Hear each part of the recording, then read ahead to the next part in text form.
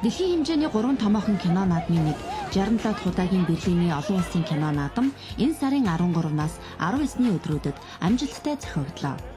Мөн энэхүү наадмын хүрээнд Cinema for Peace яслын арга хэмжээ болж энхийн төлөө кино дэмжих шагналыг Монголын кино уран бүтээлчид Догшин хар сүлдний нууц баримтат кино, Монголын үндэсний олон нийтийн телевизийн бүтээл Тусгай салаа 1 2 телевизийн олон ангид уран сайхны кино бүтээсэн гурамсан төсөлд олгожээ.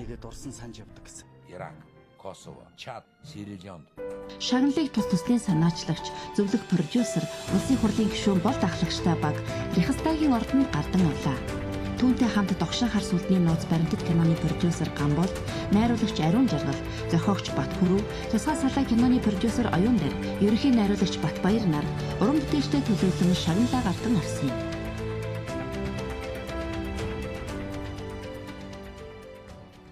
Хүн амчуудад ч гэсэн ихэнх сахиуд хууль ажиллагаанд бол маш хүчтэй гар буяа оролцож байгаа одоо Монголын ард түмэн одоо түүнийг илэрхийлсэн энэ кино бүтээлүүдэд одоо энэ шагнал олгож байна гэсэн тийм зүйл байгаа. Тэгээд энд бол одоо маш их баяртай таатаа хүлээж авсан даа.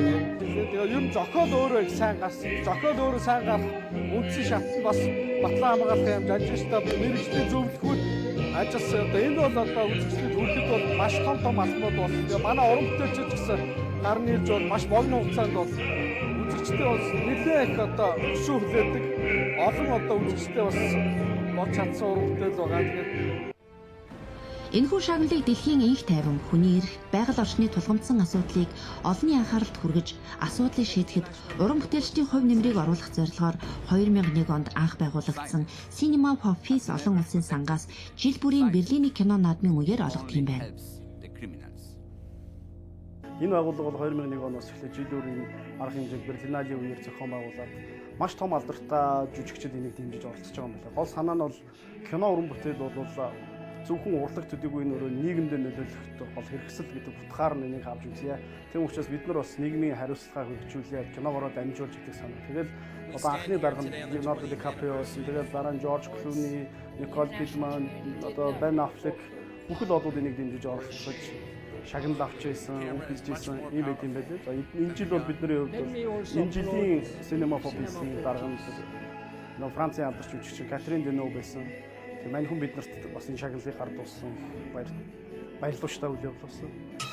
Хараа ихт хар сүлд байгаа. Энэ хар тугны цаана нөгөө монголчууд хэлдэг эрд цэргийн сүр сүлд одоо хиймэр шингэсэн байт юм байна. Тэрний цаана бас энэ агуу их үзэл санаа байт юм байна. Тэнгэрт залцсан байгаа тугаар түүгээр дамжуулж шүтж байгаа тэр шашин шүтлэг гэдэг юм уу үзэл бодол философи өөрөө бас гайхамшигтай байжээ гэсэн энэ санааг ийм баримт киногоор гаргахыг зорьсон. Тэгээд энэ маань бас тодорхой амжилтанд хүрч хүмүүст үр дүнд хүрсэн гэдэг их баяртай байгаа. Энэ хэмжээний кино хийн гэдэг бол одоо бидний одоо боломжтой төрсөвч гэдэг юм уу техник юмаа бодоод үзэхээр энэ дэлхийд дахинд энийг яаж хийдэг вүлээ гэхээр те тэр том хэмжээний дайны урлагийн том юмыг гаргах бол үнэхэр хэцүү л те. Тэгэхээр бид нар бол маш сайн зураач, компьютер графикчтай хамтарч ажиллаж энэ тактикийн юмнуудыг бол компьютер график зургийн аргаар нэлээд их тийм одоо илэрхийлж хийсэн. Түүнээс одоо юу гэдэг Холливуудын кино хийдэг шиг стандартаар энийг хийнэ гэвэл хэдэн зуун сая долларын ажил болох байсан учраас бид нар ийм байдлаар гаргасан. Дум нутагт их баг 40 гаруй улсын Шагнал хүртсэн эдгээр 3 кино нь эрт цагаас эдүгээ хүртэлх Монгол цэргийн амьдрал тэмцэл, цэргийн урлаг, дэлхийд дахины инхийн төлөө үйлсийг түүхэн болон уран сайхны хэлбрээр үзэгчдэд хүргэсэн цогц төсөл юм. Төслийг тухайн үед Батлан хамгаалахын сайдаар ажиллаж байсан улсын хурлын гишүүн Болдын санаачлах дэмжлэгээр хэрэгжүүлжээ. 6 жилийн өмнө анх одоо Батлан хамгаалахын сайдаар ажиллаж байх тэр үед одоо Монгол телевизийн удирдлагатай уран бүтээлчтэй бид одоо тийм уулзалт хийгээд ерөөсөө өнөөдөр Монгол улсад бид энэ цэрэг армийн талаар ойлголт одоо нэгэн хоцрогдсон энэ нөхцөл байдлыг яаж өөрчлөх талаар ярилцсан. Тэгэхээр цэрэг иргэн арим ардам гэдэг нь нэг байх ёстой. Нэг юм аа. Энэ бол хизээч салшгүй ойлголт гэдэг талаас нь олон талаас нь яриад энэ уран бүтээлүүдийг хийх ийм сандыг бол дугаа үйлдэл өвшүүлээд ингээд хэрэгжүүллээ. Тэгээ үнэхээр энэ бол бас манай төв телевизийн хамт олонны маш том амжилт гэж бид хэлэх ёстой. Нэг зөв ёсоор бол үнэлэх ёстой.